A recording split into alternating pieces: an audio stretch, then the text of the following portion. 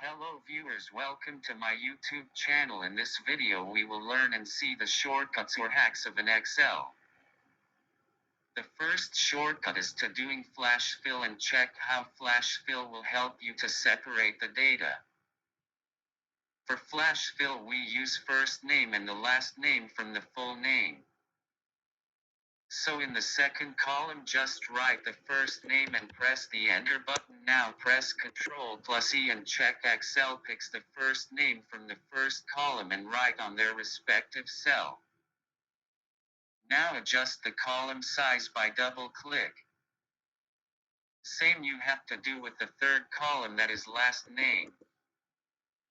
Now again type the Ctrl+E. In the second sheet you will see the blank rows and you have to remove the blank rows. Remove the blank rows from this data one by one is time consuming. But if you have a big data, then selecting each row one by one is very difficult and time consuming, so this basic shortcut will help you to do this task easily.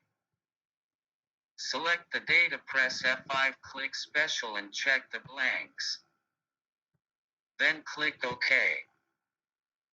Now you see all the blanks rows selected. Now press Delete button. Select entire rows and press OK. Now you see all the blank rows deleted. Third shortcut is freezing the row. Freezing the row is just so simple. Just select the next row that you want to freeze and press Alt+WFF.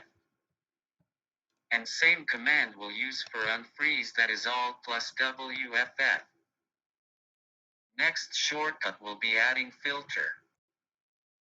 For adding filter in any column, simple press the Shift plus Ctrl+L. Last shortcut in this video is switching the two Excel sheets. Simple press Ctrl plus page up and page down. Stay tuned with our channel for more shortcuts. Thank you for watching our video.